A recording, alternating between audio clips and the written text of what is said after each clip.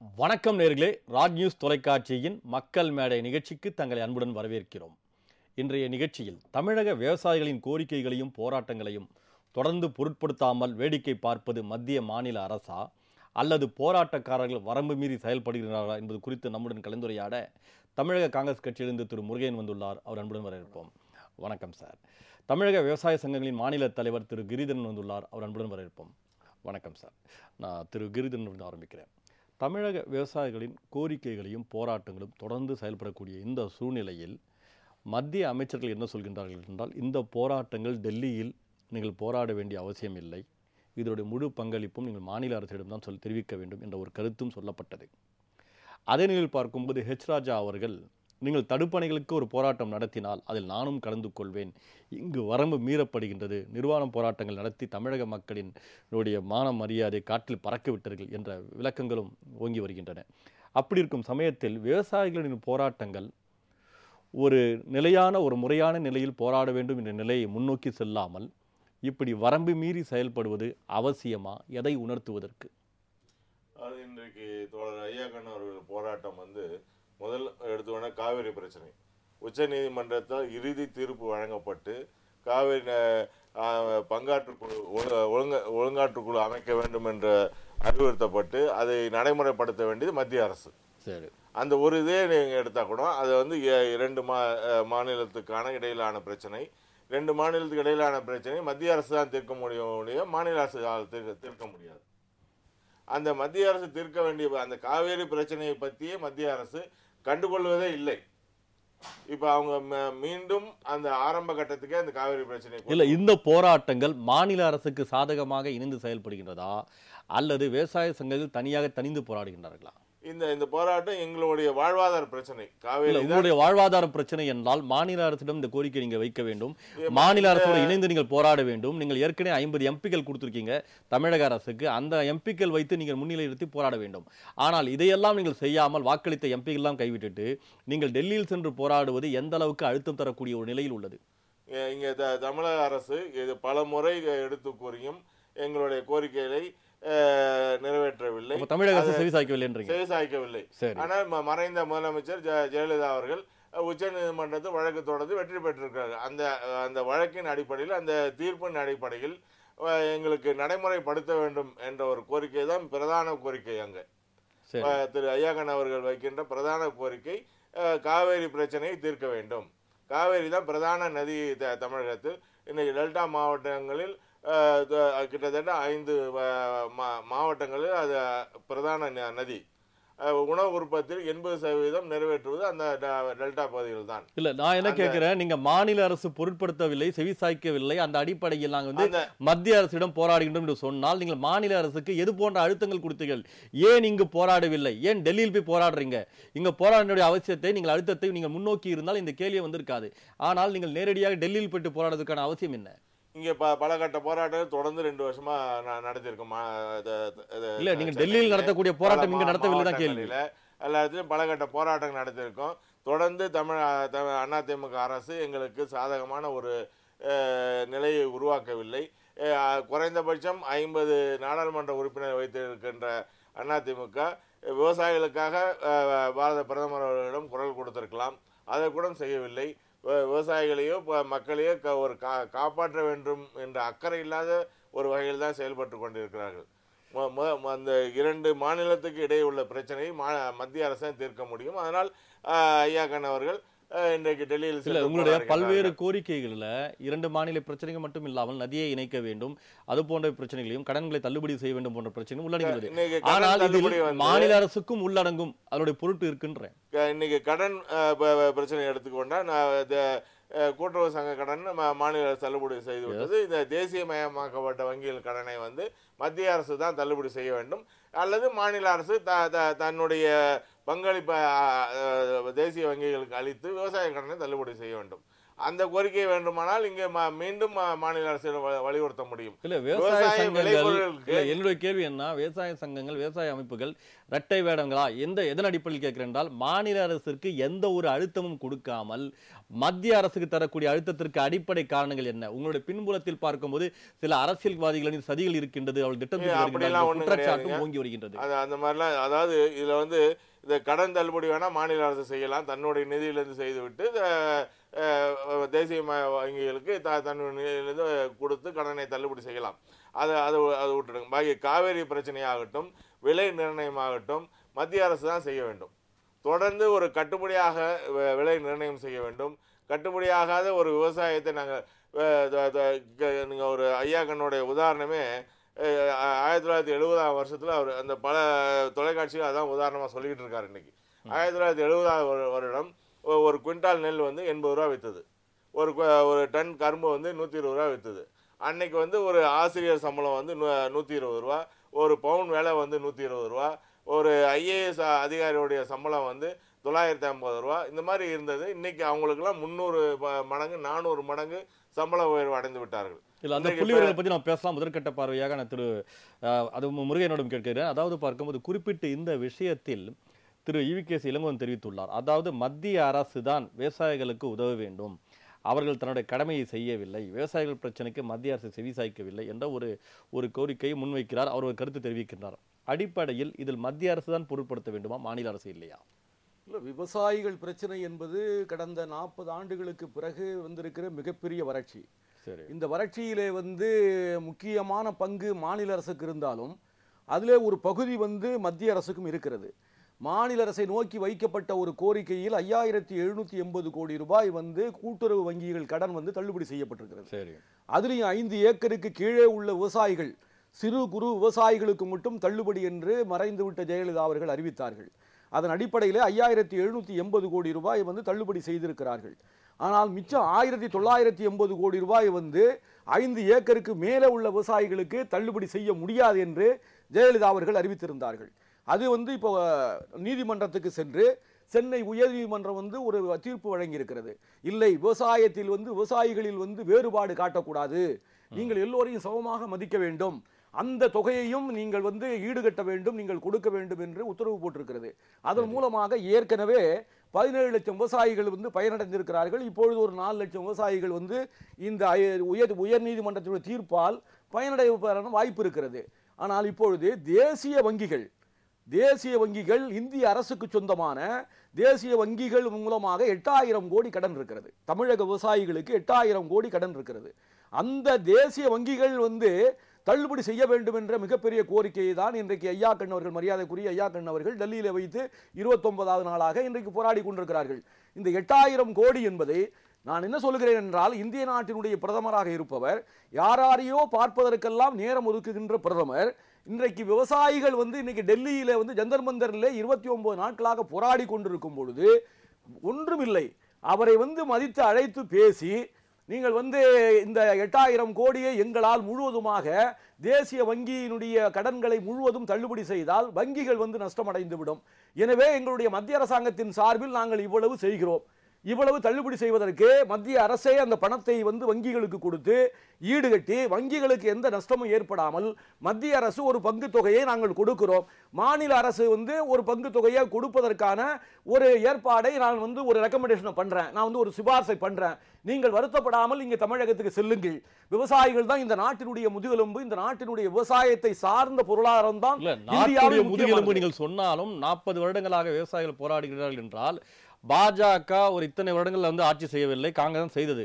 அப்ப அடிப்படையில் இதற்கு நீங்களும் ஒரு பொருட்டு என்று ஏற்றுக்கொள்கிறீர்கள். 40 ஆண்டுகளாக இல்லாத வறட்சி என்று சொன்னேன். 40 ஆண்டுகளாக போராடுகிறார்கள் என்று சொல்லவில்லை. 40 ஆண்டுகளாக போராட்டம் இல்லையா? இல்ல, இதற்கு முன்னால் 40 ஆண்டுகளாக போராட்டங்கள் இல்லையா? இல்ல, இதற்கு முன்னால் அதிகப்படியான வறட்சி இருக்கலாம், போராட்டங்கள் இல்லையா? இப்படிப்பட்ட போராட்டங்கள் இல்லை. இதற்கு முன்னால் எங்களுடைய யூபி அரசு இருக்கும் பொழுது இப்படி ஒரு வறட்சி ஏற்பட்டு ஒரு போராட்டம் நடந்த பொழுது நாங்கள் 71000 கோடியை இந்தியா முழுவதும், தமிழ்நாட்டுக்கு மட்டுமல்ல 71000 கோடி இந்தியாவுக்கு முழுவதும் நாங்கள் விவசாய கடனை தள்ளுபடி செய்தோம். அப்பொழுது கூட எங்களுடைய பிரதமர் அவர்கள் அந்த கோரிக்கையை சிதம்பரம் நிதி மந்திரி அவர்களும் பிரதமர் அவர்களும் இந்த கோரிக்கையை வைத்த பொழுது யூபிஏ சேர்மன் எங்களுடைய தலைவராக இருந்த சோனியா காந்தி அவர்கள் அதை வற்புறுத்தினார்கள். அப்பொழுது கூட நிதி மந்திரி சொல்லுகிறார், நீங்கள் 71,000 கோடி தள்ளுபடி செய்தால் பல முன்னேற்ற திட்டங்களுக்கு நிதி ஒதுக்குவது தடைபடும், எனவே இதை நீங்கள் மறுபரிசீலனை செய்ய வேண்டும் என்றெல்லாம் கோரிக்கை வைத்தார்கள். இருந்தாலும் எங்களுடைய அன்னை சோனியா காந்தி அவர்கள் இல்லை, இந்த நாட்டினுடைய முதுகெலும்பாக இருக்கக்கூடிய விவசாயம், இந்த நாட்டின் பொருளாதாரத்துக்கு அடிப்படையாக இருக்கிற விவசாயத்தை நாம் முக்கியமாக கவனிக்க வேண்டும். அவர்கள் இன்றைக்கு பாதிக்கப்பட்டிருக்கிறார்கள். நீங்கள் எதில் நீங்கள் நிதி தள்ளுபடி செய்தாலும் சரி, எதில் நிதி குறைத்தாலும் சரி பரவாயில்லை, இந்த 71,000 கோடியை கண்டிப்பாக நீங்க தள்ளுபடி செய்ய வேண்டும் என்று வற்புறுத்தி சொன்னதன் காரணமாக 71,000 கோடி தள்ளுபடி செய்தார்கள். ராகுல் காந்தி ஜந்தர் மந்தர்ல ராகுல் காந்தி ஏதோ உட்கார்ந்து எந்திரிச்சு போயிட்டாங்க. பண்ணப்ப 2.5 லட்சம் கோடி இண்டஸ்ட்ரியல் லோன் தள்ளுபடி பண்ணாங்க. இருக்குதான், நாங்களும் இல்ல இண்டஸ்ட்ரியல் நாங்கள் முடக்க வேண்டும் என்று சொல்லவில்லை. இன்னைக்கு 5 லட்சம் கோடி இன்னைக்கு 5 லட்சம் கோடியை கார்ப்பரேட் நிறுவனங்களுக்கு தள்ளுபடி செய்திருக்கும் போது தமிழக காங்கிரஸ் கட்சியுடைய நிலைப்பாடு என்ன இந்த விவசாயிகளின் போராட்டங்கள் பற்றி? விவசாயிகளுக்கு முழுமையான ஆதரவை தமிழக காங்கிரஸ் கட்சி கொடுக்கிறது. இந்திய காங்கிரஸ் கட்சியின் கொடுப்பதற்கு அடையாளமாக தான் ஜந்தர் மந்தரில் எங்களுடைய துணைத் தலைவர் ராகுல் காந்தி குற்றச்சாட்டு மத்திய அரசு மீது கேட்டார். தமிழக காங்கிரசுடைய பொறுத்துப்பதற்கும் மத்திய அரசு மீது தான் குற்றச்சாட்டு உள்ளது தவிர மாநில அரசின் மீது இல்லை. அதாவது மத்திய அரசுக்கு தான் கடமை உள்ளது என்று சொல்கிறார்கள் தவிர மாநில அரசுடைய கடமைகள் ஏன் மறுக்கிறார்கள்? மாநில அரசுக்கு வைத்த கோரிக்கையில் ஓரளவுக்கு அவர்கள் நிறைவேற்றியது உண்மை. என்ன உண்மை? 5780 கோடி ரூபாய் கூட்டுறவு வங்கிகள் மாநில அரசின் கட்டுப்பாட்டில் இருக்கிறது. அவர்கள் தள்ளுபடி செய்திருக்கிறார்கள். இப்பொழுது 1980 கோடியை உயர்நீதிமன்றத்தின் தீர்ப்பின் அடிப்படையில் அவர்கள் ஏற்றுக்கொண்டிருக்கிறார்கள் தள்ளுபடி செய்வதாக.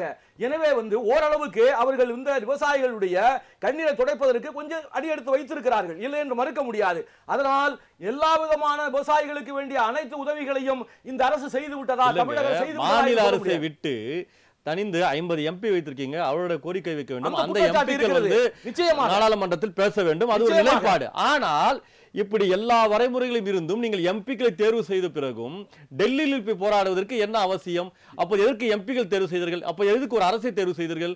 அப்படி இருக்கும்போது எதன் வழியாக ஒரு விஷயத்தை நம்ம முன்னோக்கி செல்ல வேண்டுமோ அதை முன்னோக்கி செல்லாமல் விவசாயிகள் போராடுதான் ஒரு கேள்விக்குறியாக உள்ளது. சொல்லுகின்ற இந்த குற்றச்சாட்டை நான் ஏற்கிறேன். இந்த மாநில அரசு இந்த மாநில அரசு இவர்கள் வைத்த கோரிக்கைகளை ஒரு பெயர் அளவுக்கு ஜெயலலிதாவா இருக்கட்டும், அதுக்கு பின்னால் ஓபிஎஸ் இருக்கட்டும், எடப்பாடியா இருக்கட்டும், எழுத்துப்பூர்வமாக ஏதோ கடிதங்களை கொண்டு போய் பிரதமரிடம் கொடுப்பதும் அவர்கள் எதை சொல்லுவதும் அதை கேட்டுக்கொண்டு வந்தார்களே தவிர அவர்கள் கையில் இருக்கிற மிகப்பெரிய ஆயுதம் நீங்க சொன்னது போல 50 பாராளுமன்ற உறுப்பினர்கள் மேலவையிலும் கீழவையிலும் இருக்கின்ற 50 பாராளுமன்ற உறுப்பினர் மிகப்பெரிய பலம் பொருந்திய ஒரு அப்படி நீங்களே ஒத்துக்கிறீங்களா? பாஜக மீது குற்றம் சொல்வதற்கு என்ன இருக்குன்னு கேக்குறேன்.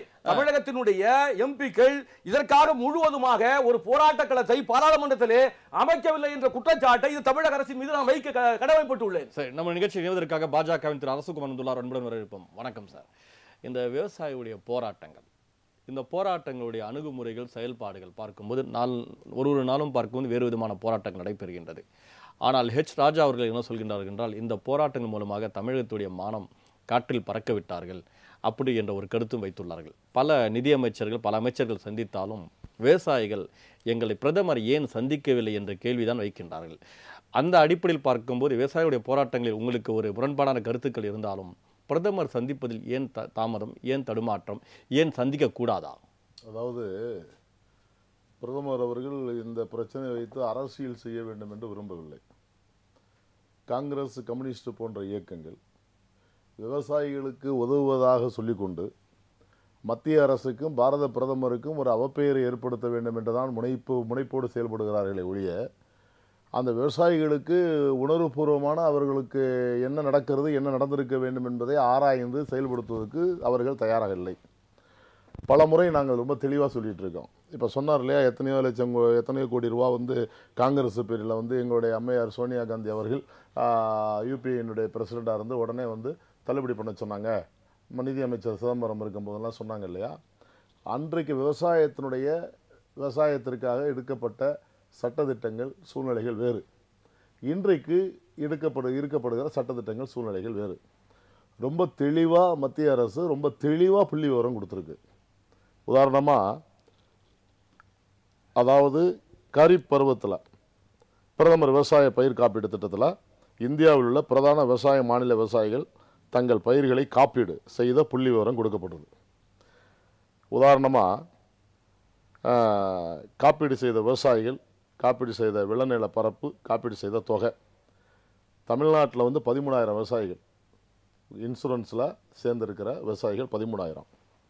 ஆந்திராவில் 8,54,000, பீகாரில் 14,83,000, மகாராஷ்டிரில் 1,09,00,000, கர்நாடகாவில் 14,34,000. அதே போல் காப்பீடு செய்த நிலப்பரப்பு தமிழ்நாட்டில் வெறும் 31,000 ஹெக்டேர், ஆந்திராவில் 6,57,000 ஹெக்டேர், பீகாரில் 13,11,000 ஹெக்டேர், மகாராஷ்டிரில் 66,78,000 ஹெக்டேர், கர்நாடகாவில் 12,02,000 ஹெக்டேர். இது சில மாநிலத்தை மட்டும் தான் நான் சொல்கிறேன், சரி, நேரத்தின் தன்மை கருதி. சரி. அதே போல் காப்பீடு செய்த தொகை தமிழ்நாட்டில் 242,39,00,000, ஆந்திராவில் 5,187 கோடி சொச்சம், பீகாரில் 6,526 கோடி சொச்சம், மகாராஷ்டிராவில் 20,942 கோடியே சொச்சம், கர்நாடகத்தில் 5,423 கோடி சொச்சம். பயிர் காப்பீட்டில் நீங்கள் வந்துடுங்க. பயிர் காப்பீட்டுக்குள்ளே வந்துட்டீங்கன்னா 3 பருவநிலை பிரிக்கப்படுகிறது. ஒவ்வொரு பருவநிலைக்கு தகுந்தால் போல் உங்களுக்கு வந்து காப்பீட்டு தொகை வழங்கப்படும். மத்திய அரசு ரொம்ப தெளிவாக சொன்ன பிறகும் இங்க இருக்கிற விவசாயத்துறை சார்ந்தவர்கள் தமிழ்நாட்டினுடைய தமிழக அரசு இல்ல, நான் திரு அரசகுமார் என்ன கேட்கிறேன், கேளுங்க. இந்த பிரச்சனைகள், இந்த புள்ளி விவரங்கள் நீங்க அழகா சொன்னீங்க, நான் அதெல்லாம் ஏத்துக்கிறேன், நான் அதெல்லாம் மறுக்க வரல. நான் என்னுடைய கேள்வி என்னன்னா, பிரதமர் ஏன் சந்திக்க கூடாது? ஒரு நடிகர்களையும் நடிகைகளையும் சந்திக்கக்கூடிய பிரதமர், பலரை எளிமையாக சந்திக்கக்கூடிய பிரதமர், ஏதாவது விருப்பப்பட்டால் யாரெல்லாம் சந்திக்கலாம் என்று சொல்லக்கூடிய பிரதமர், அப்படி இருக்கும்போது விவசாயிகள் பல நாட்களாக போராடும் போது ஏன் சந்திக்க கூடாது? அதில் என்ன இருக்கு? ஒரு மாறுபாடு.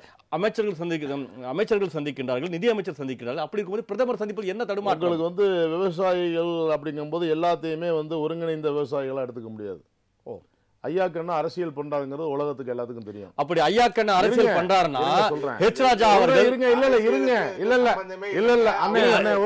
குறுக்கிடு வேணாம் திரு கிரிதர், ஒரு நிமிஷம் அரசகுமார், நீங்க பேசுறது குறுக்கிட மாட்டாரு.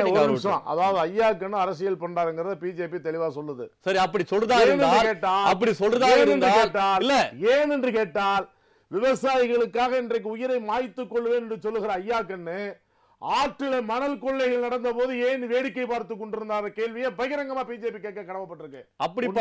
அப்படிப்பட்டவரை ஹெச் ராஜா அவர்கள் இன்று ஐயா கண்ணவர்கள் இந்த போராட்டத்தை கைவிட்டுட்டு தடுப்பணைகள் கட்ட வேண்டும் என்று போராட்டம் நடத்தினால் அதில் நானே முன்னோக்கி பங்கேற்பேன் சொல்றாரு. அப்ப ஐயா கண்ணு நல்லவரா? இப்ப இந்த சமயத்தில் அப்ப நல்லவரா? ஒரு பக்கத்தில் முரண்பாடான கருத்து, ஆனால் தான் எதிர்பார்க்கக்கூடிய ஒரு விஷயத்தை போராட்டங்களை முன்னோக்கினால் நான் இணைவேன் சொல்வது எந்த விதத்தில்? அதுதான் முறையான போராட்டம் இல்ல. இப்ப டெல்லியில நீங்க போய் பண்ற போராட்டம் முறையான, நீங்க தமிழகத்துல போராட விட மாட்டாங்க. புள்ளிவரம் சொல்லும் போது நீங்க புள்ளிவரத்தை சொல்ல விடல. இந்த காப்பீட்டு இப்ப இன்சூரன்ஸ் பண்ணி இருந்தால் இவர்கள் இன்றைக்கு டெல்லிக்கு போய் போராட வேண்டிய அவசியம் இல்ல, நெசசிட்டி இல்ல. ரைட், நான் சொல்றது ஏத்துக்கிறேன். ஆனால் இப்போது போராடும் போது பிரதமர் சந்திப்பதற்கு என்ன தாமதம், ஏன் தடுமாற்றம்? அதான் சார் நாங்க வேடிக்கை பார்க்கிறோம் சார். என்ன வேடிக்கை பார்க்கறீங்க? தமிழ்நாடு அரசு தான் காரணம் இதுக்கு. முதலமைச்சர் போகணுங்க, முதலமைச்சர் போய் விவசாயிகள்ட்ட கெஞ்சி கூட்டிட்டு வரணும். இந்த விவசாயிகள் இந்த அளவுக்கு தள்ளப்பட்டதுக்கு காரணம் தமிழக அரசு. ஏங்க, ஒரு விழால பங்கேற்கிறாங்க பிரதமர், நடிகர்கள் சந்திக்கிறாங்க, பெரிய பெரிய பணக்காரங்களை சந்திக்கிறாங்க, அப்படி இருக்கும்போது விவசாயி போராடுறாங்க, அவரோட கருத்து கேட்பதனால என்ன தவறுன்னு கேட்கிறேன். இதனால என்ன தலைகுனிவு ஏற்பட போகுது? விழாவுல பங்கேற்கிறது, நடிகை சந்திக்கிறது, அது ஒரு வேறு விதமாக இருந்தாலும் வேறு விதமாக அல்ல. அது குறிப்பிட்ட காலகட்டத்துக்குள்ள அப்பாயின்மெண்ட் வாங்கி முறையா என்ன உடனே சொல்லுங்க, பல நாட்களாக போராடி கொண்டிருக்கிறாங்கன்ற மாதிரி. அதுதான் சொல்றோங்க. இவங்க தேவையில்லாத ஒரு போராட்டத்தை பண்ண வர்றாங்க, தேவையில்லாத ஒரு பிரச்சனை உண்டாக்குறாங்கன்னு பிரதமருக்கு புலனாய்வுத்துறை சொல்லிருக்கு இல்லையா? நீங்க சொல்றது ஏன் நான் கேட்கிறேன், இங்கே நாங்கள் அரை நிர்வாணமாக முழு நிர்வாணமாக போராடுவோம் என்று சொல்லுகிற ஐயா கண்ணு ஏன் தலைமைச் செயலகத்துக்கு எதிரிலே போராடவில்லை? உங்களுக்கு பிரச்சனை ஐயா கண்ணா விவசாயிகள் பிரச்சனை? ஐயா கண்ணு தாங்க இந்த அளவுக்கு கொண்டு போய் டெல்லியில கூட்டி கொண்டு போய் விவசாயிகளை கூட்டி கொண்டு போய் இன்றைக்கு தமிழனுக்கு ஒரு தலைக்குணவே ஐயா கண்ணு டெல்லியில உருவாக்கி இருக்கிறார். ஐயா செல்ல வேண்டியவர்கள் தமிழக அரசு, மத்திய அரசு அல்ல. இல்லங்க, டெல்லியில போராடக்கூடாதா? போயிட்டு நான் கேட்கிறேன். இப்ப சொன்னாரு எல்லா மற்ற ஊடகத்துல போகும்போது கேட்டாங்க, யூபியில வந்து உடனே நீங்க தள்ளுபடி பண்ணலையா? யூபியில வாக்குறுதி கொடுத்தாங்க. இல்ல, நான் அதுக்குள்ள வரல. என்னுடைய கேள்வி நேரடியா கேள்வி, பிரதமர் ஏன் ஐயா கண்ணு சந்திக்கவில்லை? அதாவது ஐயா கண்ணு வந்து தென்னிந்திய நதிகள் இணைப்பு மற்றும் பாதுகாப்பு சங்க தலைவர். அவர் அப்படி ஒரு பொறுப்பில் இருக்கக்கூடிய ஒரு போராட்டங்கள் நடத்துகின்றார், டெல்லியில் நடத்துகின்றார், அமைச்சர்கள் சந்திக்கின்றார், மற்ற அரசியல் கட்சிகள் சந்திக்கின்றார். பிரதமர் சந்திப்பதால் எது போன்ற தலைகுனிவு ஏற்படும் கேட்கிறேன். விவசாயிகளுக்கு பல சங்கங்கள் இருக்கிறது. ஐயா கண்ணை விட தியாகம் செய்த விவசாய சங்கத்தினுடைய பெரியவர்கள் எல்லாம், மரியாதைக்குரியவர்கள் எல்லாம் இருக்கிறார்கள். விவரம் அறிந்தவர்கள். ஐயா கண்ணை பத்தி விட்டுருங்க, ஐயா கண்ணுடைய போராட்டங்கள், ஐயா கண்ணை வைக்கக்கூடிய கோரிக்கை என்ன? அந்த கோரிக்கை முன்னிலைப்படுத்துங்க. முடியாத கோரிக்கையா வைக்கிறாரு. என்ன முடியாத கோரிக்கை? தமிழக அரசு செய்ய வேண்டியதா மத்திய அரசு போய் நதிகள் இணைக்க வேண்டும் என்பது முடியாத கோரிக்கை. நதிகள் இணைக்க வேண்டும் என்பது முடியாத கோரிக்கை. காவேரி மேலாண்மை அமைக்க வேண்டும் சொல்வது முடியாத கோரிக்கை. ஒன்னொன்னா கேளுங்க, நீங்க நெறியாளர், ஒன்னொன்னா கேளுங்க. காவேரி மேலாண்மை அமைப்பதற்கு காவேரியினுடைய தீர்ப்பாயம் என்ன சொல்லுகிறதோ அதை செய்கிறோம் என்று உச்ச நீதிமன்றத்தில் எழுத்துப்பூர்வமாக மத்திய அரசு கொடுத்திருக்கிறது. காவேரி மேலாண்மை அமைப்பு தீர்ப்பாயம் என்ன சொல்லுகிறதோ அதை நடைமுறைப்படுத்துறோம். 2 நீதிபதி ஜட்ஜ்மெண்ட் செல்லாது. ஏற்கனவே 3 நீதிபதி ஜட்ஜ்மெண்ட் வந்து தீர்ப்பாயத்தினுடைய முடிவை நிறைவேற்ற சொல்லுங்க. நீதிமன்றம் தரக்கூடிய அஃபிடவிட்ல நாங்க காவேரி மேலாண்மை அமைப்போன்னு எங்கேயாவது உறுதி கொடுத்திருக்கீங்களான்னு கேக்குறேன். அததாங்க காவேரி மேலாண்மை, நாங்க நாடாளுமன்றத்தில் பேசுவோம். காவேரி மேலாண்மையை விட தீர்ப்பாயத்திற்கே வந்து அதிக அதிகாரத்தை 3 நீதிபதி கொண்ட நீதிபதி பெஞ்சு கொடுத்துருக்கு. அதனால் தீர்ப்பாயத்தினுடைய முடிவை நடைமுறைப்படுத்துவதற்கு மத்திய அரசு ஆவணம் செய்யணும்னு சொல்லியாச்சு. ஒன்று. இரண்டாவதாக ஆவணம் செய்யும்னா நடைமுறைப்படுத்துறதாங்க. ஆவணம் செய்யணும், நடைமுறைப்படுத்துறீங்க. நான் என்ன கேட்கிறேன், நாங்க காவேரி மேலாண்மை அமைப்புன்னு உறுதி கொடுத்திருக்கீங்களா? அதன் பிறகு நாடாளுமன்றம் கூடும்போது அதை பத்தி நீங்க பேசிருக்கீங்களா? முன்னோக்கி சென்றிருக்கீங்களா? எப்போது கொண்டு செல்வீங்க இந்த விஷயத்தை? ஒன்னு நீதிமன்றத்தில் வாக்குறுதி கொடுக்குறீங்க, இந்த பக்கம் விவசாயிகள் தற்கொலை செய்கிறார்கள், விவசாயிகள் வந்து நிவாரண பிரச்சனை பாதிக்கப்படுகிறார்கள், பல்வேறு உள்ளடங்கும் போது நீங்க மத்திய அரசு நாங்க முன்னோக்கி சென்றோம், காவிரி மேலாண்மைக்கு நாடாளுமன்றத்தில் பேசணும் சொல்ல முடியுமா? ஒண்ணு கேட்கறாங்க. இத்தனை விவசாயிகள், நூற்றுக்கணக்கான விவசாயிகள் தற்கொலை பண்ணாங்கல்ல, இந்த விவசாயிகள் தற்கொலை பண்ணிட்டாங்க, இவ்வளோ பஞ்சமா இருக்கு, இவ்வளோ வறட்சியா இருக்கு தமிழ்நாடு அப்படின்னு உரிய நேரத்தில் ஒரு மாநில அரசு மத்திய அரசினுடைய கவனத்திற்கு கொண்டு போகணுமா இல்லையா? கொண்டு போகலன்றீங்களா? இதே தம்பிதுரை துணை சபாநாயகர் இருந்துருச்சு, அவ்வளோ பேரெல்லாம் ஒன்றும் சாகலை அப்படின்னு சொன்னாரா இல்லையா பாராளுமன்றத்தில்? சரி, கேள்வி நம்பர் 1. சரி, கேள்வி நம்பர் 2. இந்த அதிமுக ஓபிஎஸ் அணி சசிகலா அணிக்கு வந்து மாறி மாறி போய் பிரதமர் சந்திக்கிறதுக்கு எம்பி பூரா முண்டாஸ் கட்டி நின்னீங்கல்ல, இன்னைக்கு விவசாயிகளை வந்து அங்கே நிர்வாணமா, அரை நிர்வாணமா, முழு நிர்வாணமா போராடிக்கிட்டு மண் சோறு தின்னுக்கிட்டு இருக்காங்கல்ல, பார்லிமெண்ட் செஷன் நடந்துக்கிட்டு தானே இருக்கு. இந்த அதிமுக எம்பிக்கள் இன்னைக்கு மெஜாரிட்டியா இருக்கீங்கல்ல, ஏன் நீங்க போய் உட்காந்து பிரதமர்கிட்ட உட்காந்து சபாநாயகரை முற்றுகையிட்டு எங்களுக்கு ஒரு பதில் சொல்லுங்க, எங்க விவசாயிகள் வந்து இங்க இருக்காங்கன்னு கேட்டீங்களா? இப்போ வரைக்கும் கண்டிப்பா யாரு கேட்கணும்? நீங்க எல்லாரும் கேட்க முடியுமா? இல்ல போராடிட்டு விவசாயி கேட்க முடியுமா? அதிகாரம் படைத்திருக்கிற, மக்களால் தேர்ந்தெடுக்கப்பட்டிருக்கிற நாடாளுமன்ற உறுப்பினர்கள், பிரதான கட்சி, இந்த நாட்டை, தமிழ்நாட்டை ஆண்டு கொண்டிருக்கிற கட்சிக்கு அக்கறை இருக்க வேண்டுமா வேண்டாமா? அவர்களுக்கு உங்களுக்கு என்ன வித்தியாசம் கேட்கிறேன். அவங்க கேட்கல, போராட்டம் சொல்லிட்டேன். அவர்களுடைய கோரிக்கை நியாயமானது. நதிகளை இணைக்க வேண்டும் என்கிற கோரிக்கை நியாயமானது. விவசாயிகள் கடனை தள்ளுபடி செய்ய வேண்டும் என்று சொல்லுகிற கோரிக்கை நியாயமானது. விவசாயிகளுக்கு இழப்பீடு வழங்க வேண்டும் என்று சொல்லுகிற கோரிக்கை நியாயமானது. சென்ற முறை தவறானது. இத்தனைக்கும் காரணமாக இருந்த தமிழக அரசுக்கு நீங்கள் அழுத்தத்தை கொடுத்து தமிழக அரசோடு இருக்க வேண்டும் பிரதமரை சந்திக்க. ஆக மொத்தத்தில் ஒரு அரசியல் போக்கு தான் நடைபெற்றுக் கொண்டிருக்கின்ற அரசியல் போக்கு. அரசியல் பண்றாங்கன்னு தெரிஞ்சனாலதான் பிரதமர் அமைதியா இருக்காரு. ஏன் அப்ப மற்ற அமைச்சர்கள் பார்க்கலையா? இன்னைக்கு கூட அண்ணன் பொன் ராதாகிருஷ்ணன் பார்த்து பேசியிருக்காரு. பிரதமர் தான் பார்க்கணுமா? ஏன் தமிழ்நாட்டுடைய பிரதிநிதி பொன் ராதாகிருஷ்ணன் பார்ப்பதை ஏற்றுக்கொள்ள மாட்டீர்களா? ஒரு மாநிலத்தை விட்டு டெல்லிக்கு சென்று போராட்டம் நடத்தக்கூடியவர்கள் நான் பிரதமர் சந்திக்கணும்னு சொல்வது தவறான்னு கேட்கிறேன். சார் இன்னைக்கு நீங்க வர்றீங்க சார், நாளைக்கு இன்னொரு அசோசியேஷன், இன்னொரு டிபார்ட்மெண்ட் சேர்ந்தவங்க 100 பேர் வந்து நாங்க அரை நிர்வாணமா இருக்க பிரதமர் சந்திக்கணுமாங்க. இதெல்லாம் தவறான வரைக்கும் வழிவகை செய்யுங்க. எந்த ஒரு அடிப்படை தத்துவங்களும் அடிப்படை கோட்பாடுகளும் இல்லாமல் நடிகர்களை சந்திக்கும் போது நான் இந்த கேள்வியை எளிமையாக சந்திக்கக்கூடிய நிலை ஏற்படுது. இங்க பாருங்க, இந்த நடிகைகள் அதை வந்து நீங்க வந்து கொச்சைப்படுத்தாதீங்க தயவு செஞ்சு. நடிகர்கள் கொச்சைப்படுத்துறீங்களா? ஆமா, ஒரு நடிகை நடிகர் சந்திக்கிறாருன்னா எந்த அக்கேஷன்ல சந்திச்சாங்க? நடிகைன்னு சொல்ல, நடிகர்கள் தான் சொன்னேன். நடிகர்கள் தான் அப்படி வச்சுக்கோங்களேன். யாரோ XRY ஆக்டர்ஸ் அப்படி வச்சுக்கோங்க. அவங்கள சந்திக்கிறாங்கன்னா அவங்க எல்லாம் முறையா அப்பாயின்மெண்ட் வாங்கி இருப்பாங்க, முறையா அவங்களுக்கு நேரங்கள் ஒதுக்கப்பட்டிருக்கும். நல்லா புரிஞ்சுக்கோங்க. பாரதிய ஜனதா கட்சிக்கு விவசாயிகள் போராட்டத்தை திசை திருப்புற மாதிரி நீங்க ஊடகங்கள் திசை திருப்பாதீங்க. விவசாயிகள் எங்களுக்கு அவங்க விவசாயிகள். அப்ப இவங்க புரிஞ்சுக்கணும். நீங்க நாங்க கேட்கறது இன்னும் நல்லா தெளிவா சொல்றோம். பிஜேபியுடைய கருத்தை தெளிவா சொல்றோம். இந்தியா முழுவதும் விவசாயிகளை காப்பதற்கு இந்தியாவில் இருக்கிற அனைத்து மாநிலங்களும் முனைப்போடு செயல்பட்ட போது செயல்படாத திறத்தன்மையற்ற அரசு இங்க இருக்கு. இந்த அரசை சங்க பிடிக்க சொல்லுங்க, கழுத்துல கையை போட்டு கேட்க சொல்லுங்க. நீங்க தந்த 1,09,00,000 இன்சூரன்ஸ் கொடுத்தீங்க இல்லையா எங்க மகாராஷ்டிராவில, அங்கதான் ஒரு நாளைக்கு 10 விவசாயிகள் சாவறாங்கன்னு சொல்லிட்டு புள்ளி விவரம் சொல்லுது. சார் விவசாயி சாகுறது வேற சார். இல்ல நீங்க விவசாய முன்னிலை நீங்க செயல்படுறேன்னு சொல்றீங்க. அதுக்கு சொல்லுங்க விவசாயி சாகுறாங்க. நீங்க ஆளக்கூடிய மாநிலத்திலே விவசாயிகள் சொல்றாங்க. இருங்க, இங்க பாருங்க, விவசாயி சாகுறதுங்கிறது வேறங்க. அது அவங்களுடைய சூழ்நிலைகள், அவங்களுடைய பணப்பிரச்சனை, அவங்களுடைய கடன் பிரச்சனை, அவங்களுடைய விவசாயத்தை லாஸ், அவங்களுடைய பயிர் கடன் எதிர்பார்த்த விவசாய பிரச்சனை தான் சார். சாகுறதுங்கிறது வந்து தவிர்க்க முடியாத ஒண்ணு. சாகுறதுங்க, தற்கொலைங்க. அதாங்க தற்கொலை. அவங்களுடைய சூழ்நிலை அந்த நிலைமைக்கு அவங்க தள்ளப்படுறாங்க, அது வேற விஷயம். ஆனா நான் சொல்றது என்னன்னா, செய்ய வேண்டிய முறைகளை செய்ய வேண்டியது மாநில அரசுடைய கடமையா இல்லையா? சரி திரு கிரிதரன், அதாவது பிரதமரை சந்திக்க வேண்டும் என்றால் சரியான அனுமதி பெற்று முறையாக சென்றால் பிரதமரை யார் வேண்டுமானாலும் சந்திக்கலாம், எந்த அமைப்பிலும் சந்திக்கலாம் என்பது ஒரு எளிமையான நேர்மையான ஒரு கருத்து. இப்படி எதுவும் இல்லாமல் நாங்கள் ஒரு போராட்டம் நடத்துகின்றோம் என்றால் நாளை எதிர்காலத்தில் எல்லோரும் போராட்டம் போராட்டம் என்று சொல்லி பிரதமரை சந்திப்பதற்கு ஒரு தளமாக அமையும் என்ற ஒரு கேள்வியும் நியாயமான கேள்வி. அப்படி இருக்கும் பட்சத்தில் நீங்கள் போராடக்கூடியவர்கள் அதற்கான நிலையான ஒரு முறையை பின்பற்றி இருந்தால் இந்த பிரச்சனையே தேவையில்லை, போராட்டங்களும் அவசியமில்லை, பிரதமரை சந்தித்து இருக்கலாம், கோரிக்கைகள் வைத்திருக்கலாம். இது போன்று பல அமைப்புகள் செயல்பட்டும் இருக்கின்றது. ஆனால் இந்த சமயத்தில் இந்த விவசாயிகள் போராட்டங்கள் இந்த விதிமுறைகளை ஏன் கடைபிடிக்கவில்லை?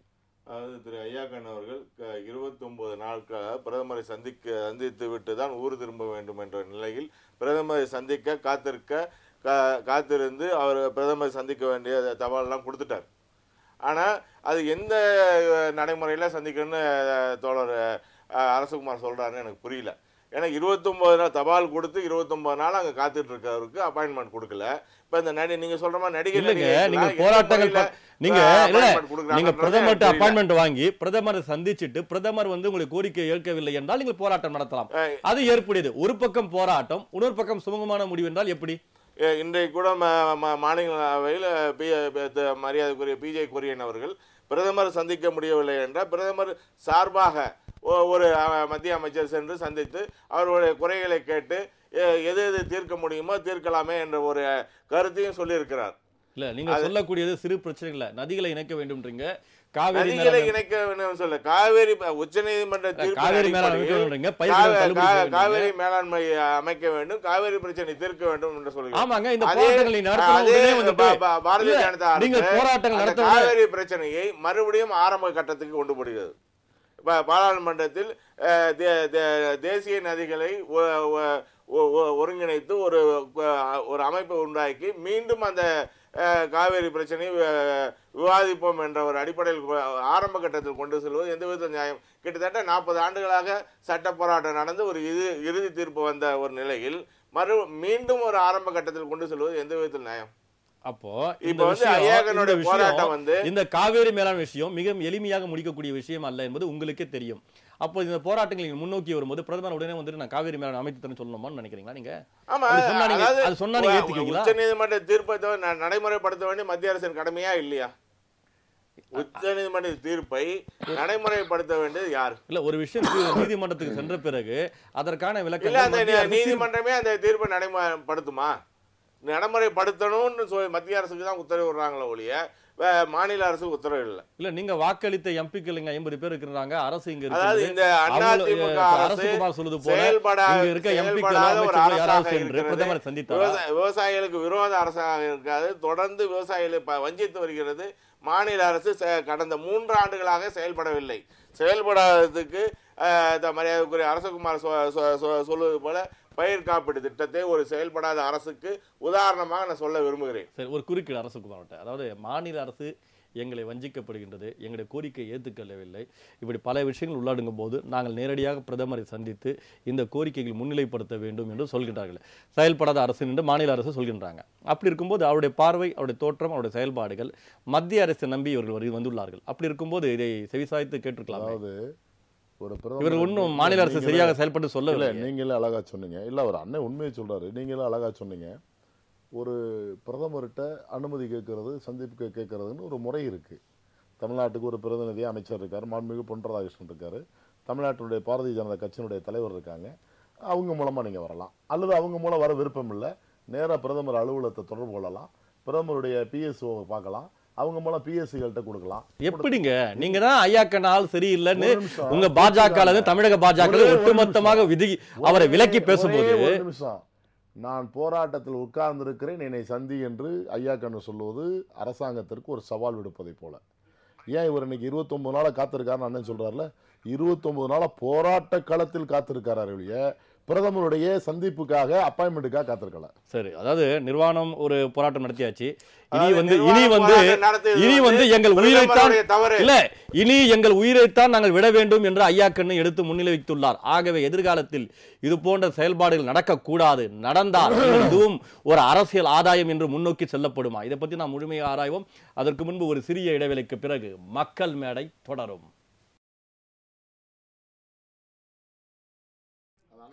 மக்கள் மேடை தொடர்கிறது. திரு முருகையன், நதிகளை இணைக்க வேண்டும், பயிர்க்கடன்களை தள்ளுபடி செய்ய வேண்டும், காவேரி மேலாண்மை அமைக்க வேண்டும், இது போன்ற உள்ளிட்ட பல்வேறு கோரிக்கைகள் வலியுறுத்தி இந்த போராட்டம் நடக்கின்றது. காவேரி மேலாண்மை விஷயத்தில் பார்க்கும்போது பாஜக காங்கிரஸ் என்ன வேறுபாடு, என்ன வித்தியாசம் உண்டு என்ற கேள்வியும் உள்ளது.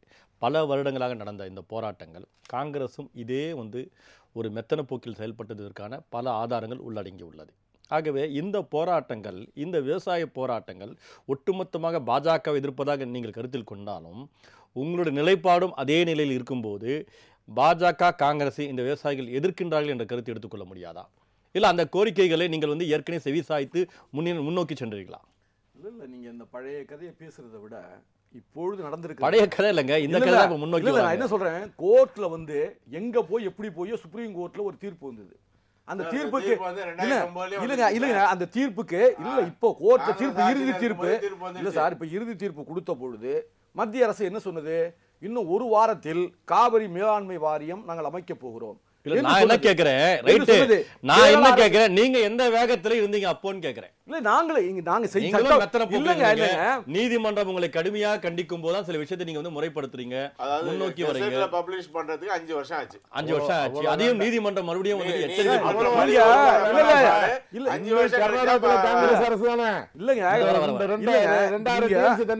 காவிரி நீர் பிரச்சனையில வழக்கு ஒரு பக்கம் போயிட்டு இருந்தாலும் காவிரி நீர் பிரச்சனையில தமிழ்நாட்டு விவசாயிகள் பெரிதும் பாதிக்கப்படவில்லை.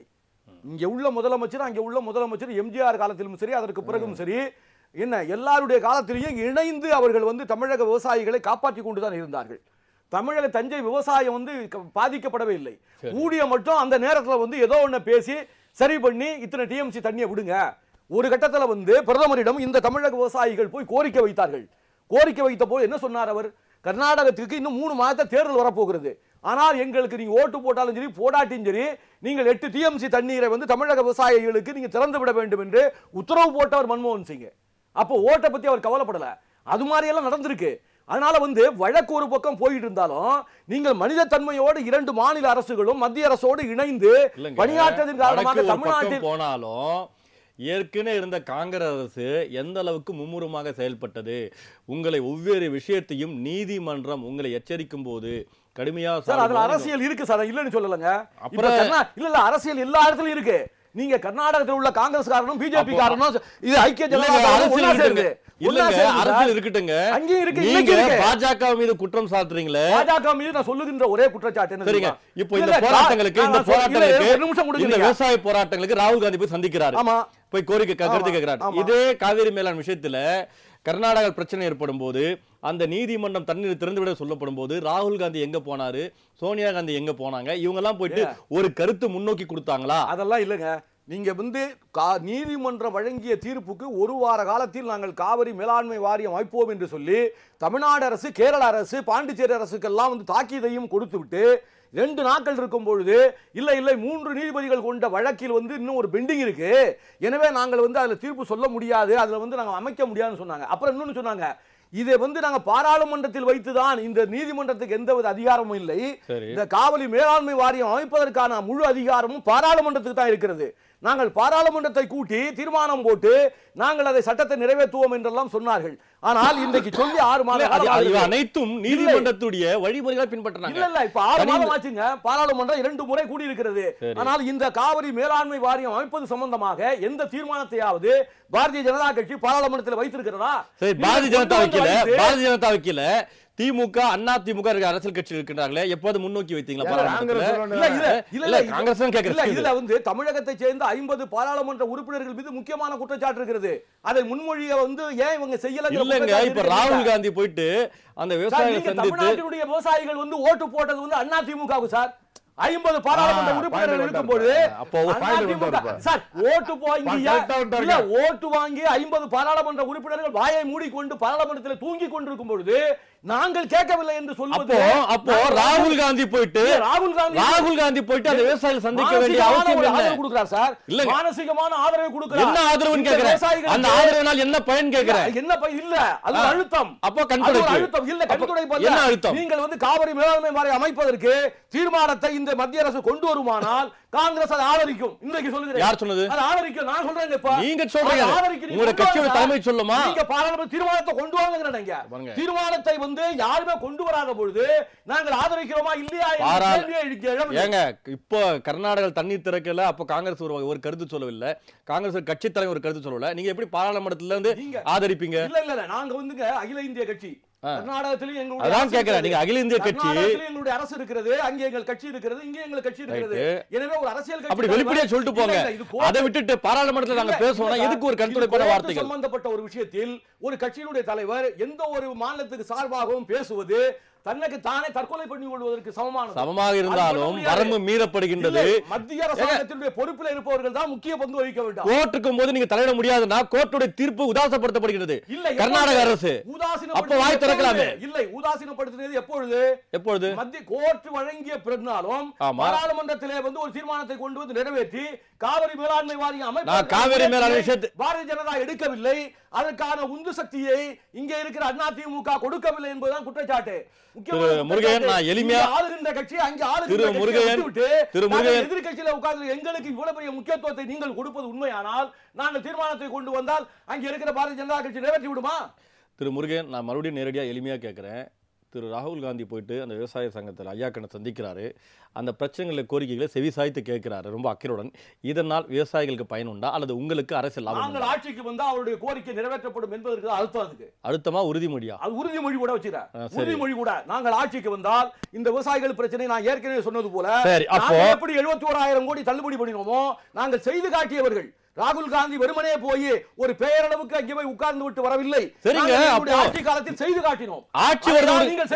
ஆட்சி வருது ஒரு பக்கம் இருக்கட்டும், இப்ப இருக்கக்கூடிய எம்பிகளை வைத்து நீங்கள் பாராளுமன்றத்தில் பேசலாமே, ராகுல் காந்தி தலைமையில் பேசலாமே, முயற்சி எடுப்பீங்களா, பேசுவீங்களா? நிச்சயமாக முயற்சி எடுப்போம். உங்கள் கோரிக்கை ஏற்கப்படுது.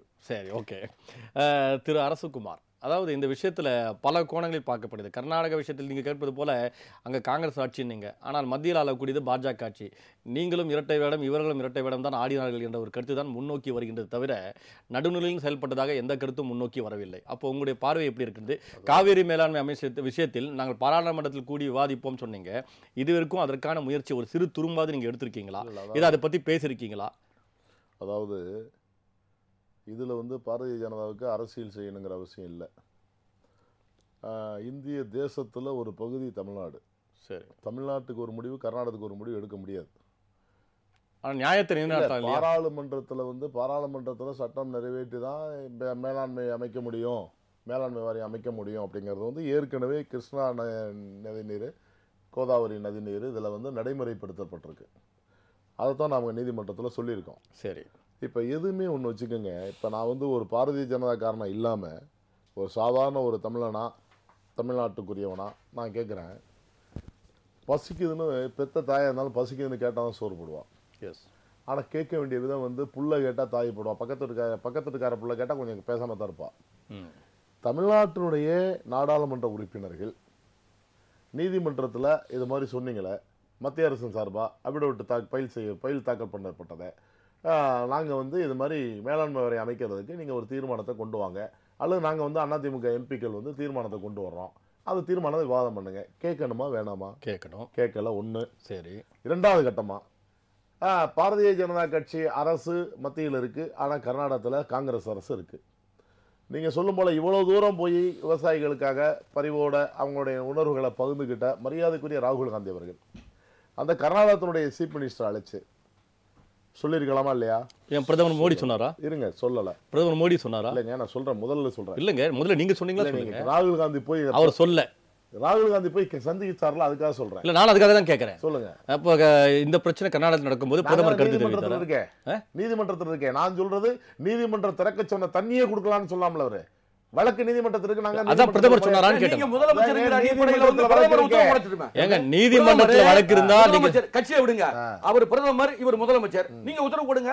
நாங்க மன்மோகன் சிங் போட்டார்ல, ஏங்க நான் 8 டிஎம்சி தண்ணீரை திறந்து விட வேண்டும் என்று மன்மோகன் சிங் உத்தரவு போட்டார்ல, அது மாதிரி போடுங்க. கேளுங்க ஒரு நிமிஷம். நீதிமன்றத்தின் மூலமா வழக்கு நடந்துகிட்டு இருக்கிற பொழுது நீதிமன்றம் சொன்னதை ஒரு முதலமைச்சர் கேட்காத போது யாரு வழக்கு போட்டாங்களோ அவங்க தான் கண்டெம்ட் போடணும். வழக்கு போட்டது தமிழ்நாடு அரசு, ஜெயலலிதா அம்மையார் போட்ட வழக்கு. இருங்க பொறுப்பு இல்ல சொல்ல நீதிமன்றத்தினுடைய கட்டளையை நிறைவேற்றாத நான் சொல்லிட்டு வரேன், பொறுப்பற்ற அரசு குற்றம் சாட்டலாம். நான் சொல்லிட்டு வரேன். இருங்க.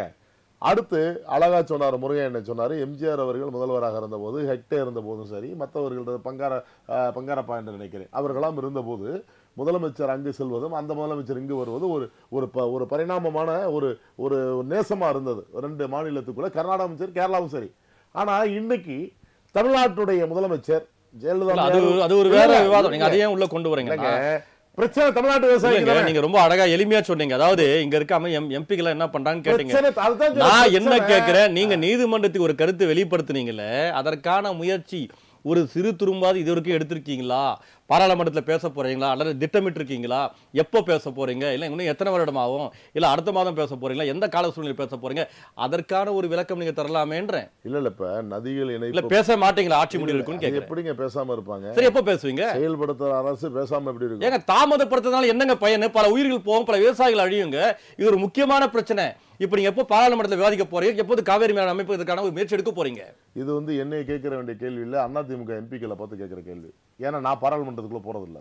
நீங்க போடலாம், அது கட்சி கேட்க வேண்டிய தமிழ்நாடு அரசுங்க. தமிழ்நாடு விவசாயிக்கு தமிழ் ஜல்லிக்கட்டு விஷயத்தில் நடந்தா நாங்க தான் பண்றோம், நல்லது நடக்கும் போதெல்லாம் நீங்கன்றீங்க, நடக்கவில்லை என்றால் அது வேற விதம் திசை திருப்பி. தமிழ்நாட்டு எம்பிகள் தானங்க தமிழ்நாட்டு பிரச்சனை. இப்ப விவசாயிகள் போராடிட்டு இருக்காங்க, 29 நாளா காத்திருக்காங்க, போராடிட்டு இருக்காங்க. பிரைம் மினிஸ்டர் சந்திக்கல, பிரைம் மினிஸ்டர் விவசாயிகளை சந்திக்கலங்கிற ஒரு குற்றச்சாட்டை வைக்கிறாங்க. ஆனா 3 அமைச்சர்கள்ட்ட வந்து 3 அமைச்சர்கள் அனுப்பி அவங்களுடைய கோரிக்கை ஏற்கப்படும் சொல்லும்போது, அவங்க கோரிக்கை இப்ப வந்து அவங்கள்ட்ட வந்து விவாதிக்கப்படும் சொல்லும்போது, ஆலோசிக்கப்படும் சொல்லும்போது இவங்க ஒத்துக்கல, விவசாயிகள் ஒத்துக்கல, பிரதமர் தான் வரணும் அப்படின்றாங்க. தப்பு இல்லையே. நான் மறுபடியும் தவறான முன்னுதாரணம் இருங்க. நாளைக்கு நான் ஒரு 20 பேர்த்த கூட்டி ஒரு போராட்டம் அறிவிச்சுட்டு பிரதமர் என்னை சந்திக்கணும். நாட்டுடைய முதுகெலும்புங்க விவசாயம். ஆமா, அதுல எந்த ஈகோ இல்லாம, எந்த ஒரு பார்ஷாலிட்டி இல்லாம நீங்க சந்திக்கலாம் பிரதமர். தவறே இல்ல. தப்பு ஏன் தப்பு? தப்பு நாட்டுக்காக தாங்க போராடுறாங்க அவங்க விவசாயிகள். பிரதமரை நீ அனுமதி வாங்கி சந்திக்க வேண்டியது, பிரதமரை போய் மிரட்டுற மாதிரில இருக்குது, உட்கார்ந்து வா பேசு அப்படிங்கிற மாதிரில இருக்கு. அப்போ ஜல்லிக்கட்டு விஷயத்துல யார் போயிட்டு அனுமதி வாங்கினாங்க? இங்கு போராட்டங்கள் நடந்த பிறகுதான் மத்திய மாநில அரசுகள் வேற வழி இல்லாமல் ஒரு கட்டத்தில் பார்க்கும்போது அதை வந்து ஏத்துக்கொண்டு ஜல்லிக்கட்டு நடப்பதற்கு வழிவகுத்தீங்க. ஜல்லிக்கட்டு விஷயத்தை நல்லா புரிஞ்சுக்கணும். ஜல்லிக்கட்டு விஷயத்தை வரைக்கும் அதுலேயும் மாநில அரசு தான் தாமதம். அவசர சட்டம் போடுறதுக்கு பிரதமரை போய் பார்க்குறாங்க. பிரதமர் சொல்கிறாரு, இது மாதிரி நீதிமன்றத்தில் பிரச்சனை, அதனால் நீ வந்து அவசர சட்டம் போட்டால் நான் அதை நிறைவேற்றுறேங்கிறாரு.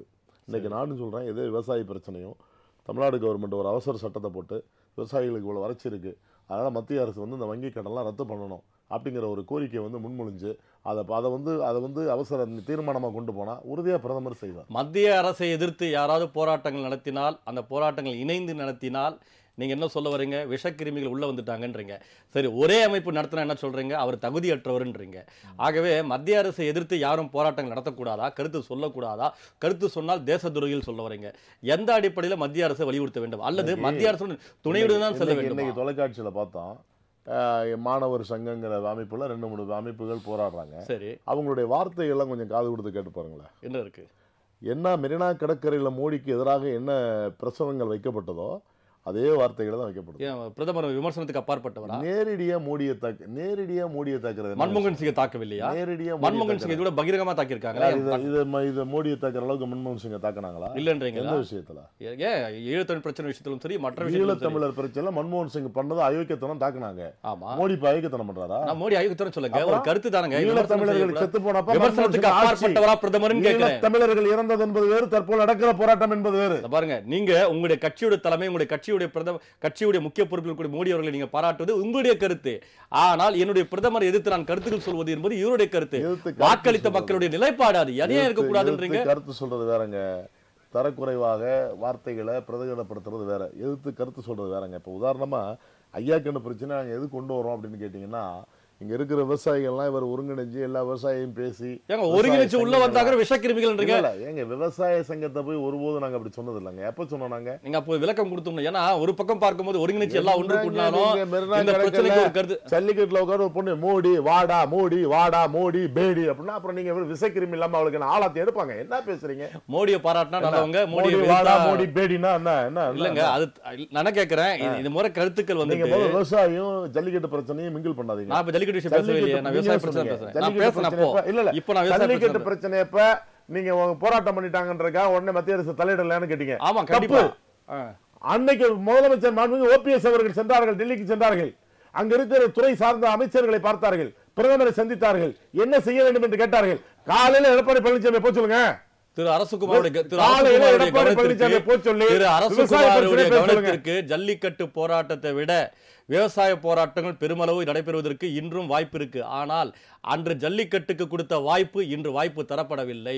எவ்வித முன் அனுமதியின்றி மெரினாவில் சட்ட திட்டத்துக்கு எதிராக போராட்டங்கள் நடைபெற்றாலும் அப்போது அமைதியாக மத்திய மாநில அரசு மௌனம் காத்தது.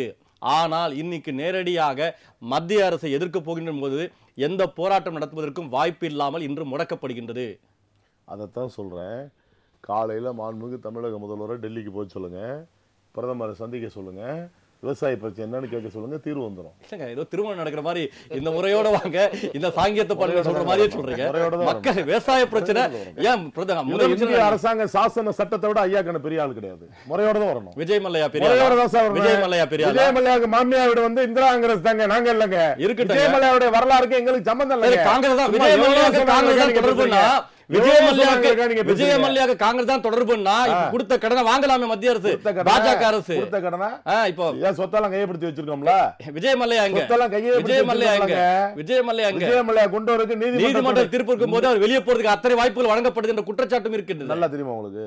ஏன் இல்லன்னு சொல்ல வரீங்களா? தெரியுமா உங்களுக்கு? இல்ல மறுக்கப்படுவீங்களா? இல்ல நீங்க வந்து விஜய் மல்லையா வந்து நீதிமன்றத்தில் நடக்கும்போது பிஜேபி தான் விஜய் மல்லையா அனுப்பிச்சு சொல்றீங்களா? நான் குற்றச்சாட்டு இருக்குன்றேன். இல்ல கிடையாது. எப்படி இல்லன்றீங்க? கிடையாதுங்க. விஜய் மல்லையா போகும்போது விஜய் மல்லையாவுடைய பாஸ்போர்ட் முடக்கப்படலங்க. அதான் ஏன் கேக்குறேன். ஏன்னா நீதிமன்றம் சொன்ன பிறகு தானே முடக்குவாங்க. எல்லா விஷயத்தையும் நீதிமன்றத்தை அனுசரிச்சு தான் நடக்குமா? பாருங்க, விஜய் மல்லையா அந்த அம்பானி அதானி இதெல்லாம் சும்மா எல்கேஜி பசங்க பேசுற மாதிரி எவனாவது ஒருத்தன் பிஜேபி பத்தி எதிர்த்து சொன்னா உடனே விஜய் மல்லையா அம்பானி அதானி இது என்ன பேச்சு? ஐயா கண்ண உட்காந்து பேசுறாரு, நீ அம்பானி கொடுக்கலையா அதானி கொடுக்கலையா இதையா கேட்க சொன்னாங்க? விவசாயி குடுறான்னு கேள. ஒப்பிட்டு சொல்லக்கூடாதா? என்ன ஒப்பிட்டு சொல்றதுக்கு நியாயம் தானே? ஒப்பிட்டு சொல்றது. விவசாய சங்கத்தையும் அரசியலாக்குற இல்லங்க. விவசாயிங்கிற வந்து எல்லாத்துக்கும் வந்து பங்காளி அரசகுமார் நீங்க சொல்லக்கூடிய குடும்பத்துக்கு விவசாயி இருக்காங்க. எளிமையானவர்கள் பிரதமர் குடும்பத்துக்கு விவசாயி இருக்காங்க. எளிமையானவர்கள் பிரதமர் சந்திக்க முடியவில்லை. அதாவது நடிகர்கள் பெரும் செல்வந்தர்கள் எளிமையாக சந்திக்க முடியுது என்ற குற்றச்சாட்டு தான். ஒண்ணு சொல்லிக்கிறேங்க, ஒண்ணுங்க. இந்த விவசாயிகள் போய் தமிழ்நாட்டு விவசாயிகள் டெல்லியில போராடிட்டு இருக்காங்க. அந்த விவசாயிகளுடைய போராட்டத்தை முடிவு கொண்டு வர வேண்டிய சூழ்நிலை மத்திய அரசை விட மாநில அரசுக்கு இருக்கா இல்லையா? உங்களுக்கு இருக்கா இல்லையா? இல்லங்க. முதல் அப்ப கடமையும் அக்கறையும் போராட்டங்கள், அந்த கடமையும் அக்கறையும் இந்த தமிழக அரசுக்கு இருக்கா இல்லையா? சரி, ஓகே. திரு கிரிதரன், இந்த பிரச்சனை எடுத்தாவே மாநில அரசுக்கு பொறுப்பு இருக்கின்றது. மாநில அரசுடன் 50 எம்பிக்கள் இருக்கின்றார்கள். இங்கெல்லாம் ஒரு போராட்டம் நடத்தாமல் எதுவும் பண்ணாமல் மத்திய அரசுக்கு மட்டும் பாஜகவுக்கு மட்டும் ஒன்று கூடி ஒரு போராட்டம் நடந்தது ஏற்புடையதா என்ற குற்றச்சாட்டு வைக்கிறார். இது ஒரு நியாயமான குற்றச்சாட்டாக இருந்தாலும் மாநில அரசு மீது நீங்க பெருமளவு பார்க்கும்போது எந்த விமர்சனம் வைக்கவில்லை. இதற்கும் தமிழக முதல்வர் அந்த விவசாய பிரச்சனையை பற்றி சந்திக்கவும் இல்லை, கருத்தும் பெருமளவு தெரிவிக்கவில்லை. அப்போ உங்களுடைய பார்வை நான் முரண்பட்டு இருக்கா? அதாவது காவேரி பிரச்சனையை பொறுத்தவரை இது மிகப்பெரிய ஒரு அரசியலாக்கப்பட்டு விட்டது தமிழகத்தில். பாரதிய ஜனதாவுக்கு காவிரி விஷயம் நான் இந்த விஷயத்துல கேட்கிறேன். மாநில அரசு மத்திய அரசு இவர் கேட்கக்கூடிய கருத்து என்ன? மாநில அரசுக்கு இவ்வளவு பங்களிப்பு இருக்கின்றது, இவ்வளவு பொறுப்பு இருக்கின்றது, இதையெல்லாம் நீங்கள் கண்டு கொள்ளாமல் மத்திய அரசு மீது நேரடியாக குற்றம் சாட்டுவதும் ஒரு அரசியல் ஆதாயம் தேடுவதும் எந்த விதத்தில் நியாயம் கேட்கிறாங்க? இன்னொரு கேள்வி கேட்டார் அவரு, நீங்க ஒரு அமைப்பு தான் வரீங்க, மற்ற அமைப்பு எல்லாம் எங்க போனாங்க? விவசாய பிரச்சனை பிரதமர் செவிசாய்க்கவில்லைன்னா உங்களுடைய அமைப்புகளை பல பேர் ஏன் இன்னும் செவிசாய்க்கவில்லை? அதாவது ஒட்டுமொத்த தமிழக விவசாயிகளுக்காக தான் அவர் போராடுறாரு. ஐயாக்கான தன்னுடைய சொந்த பிரச்சனை இல்லங்க. ஐயாக்கான விவசாய பிரச்சனை போராடுறாருன்னா மற்ற அமைப்புகள் என்ன பண்றாங்க? ஒன்று கூட்டலாமே. எல்லாரும் தான் அவருக்கு ஆதரவு தெரிவிச்சிட்டு ஆதரவு எதுக்கு டெல்லிக்கு போயிருக்கலாமே ஒன்று கூடி போராட்டம் நடத்துறதுக்கு? அவ்வளவு அந்த அளவுக்கு ஒற்றுமை போறதுக்கு பொருளாதார வசதி இன்னைக்கு ஒரு வறட்சியான சூழ்நிலையில் விவசாயிகள் எல்லாம் பாதிக்கப்பட்டு தங்களுடைய வாழ்வாதாரமே உங்களுடைய விவசாய அமைப்புகளை விவசாயிகள் தற்கொலை பண்ணிக்கிட்டாங்க. உங்களுடைய விவசாய அமைப்புகளை பல அமைப்புகள் செவிசாய்க்காம இருக்காங்க, வேடிக்கை பார்த்து கொண்டு இல்ல. எல்லாரும் ஐயா கண்ணுக்கு எதிர்ப்பா யாருமே இல்லையே. ஐயா கண்ணுக்கு எதிர்ப்பா எந்த விவசாய சங்கமும் இல்லை. எதிர்ப்பு இல்லங்க, ஆதரவு கேட்க ஆதரவு எல்லாரும் ஆதரவா தான் தரோம். எங்க இருக்காங்க? ஆதரவா தான் இருக்கிறோம். எல்லாரும் ஆதரவா தான் அந்த போராட்டத்தில் பங்கேற்றார்களா? ஏன் பாண்டியன்ல இருந்து எல்லாரும் 2 நாள் 3 நாள் தொடர்ந்து போய் வந்துட்டு தான் இருக்காங்க. ஏங்க உங்க பிரச்சனைங்க, தொடர்ந்து அங்கே இருக்கலாங்க, அங்கே போராடலாங்க, ஏன் அந்த நிலையை முன்னிலைப்படுத்தல? அந்த அளவுக்கு பொருளாதார அரசுகுமார் கேக்குறாரு. இல்ல பொருளாதார வசதி இல்ல. இன்னைக்கு ஐயா கண்ணு வந்து அவர் ரோட்லயே இருக்காரு. அவருக்கு யாராவது பண்றாரு, ரோட்ல தான் இருக்கிறாரு. அவருக்கு எதுக்கு வசதி? அவருக்கு எதுக்கு வசதி? சரி, இப்ப வந்து செயல்படாத ஒரு மாநில அரசு, விவசாயிகளுக்கு தொடர்ந்து துரோகம் விளைவிக்கிற மத்திய அரசு. ஏன்னா மத்திய அரசு வந்து தமிழகத்தின் மேல் அக்கறை இல்லை.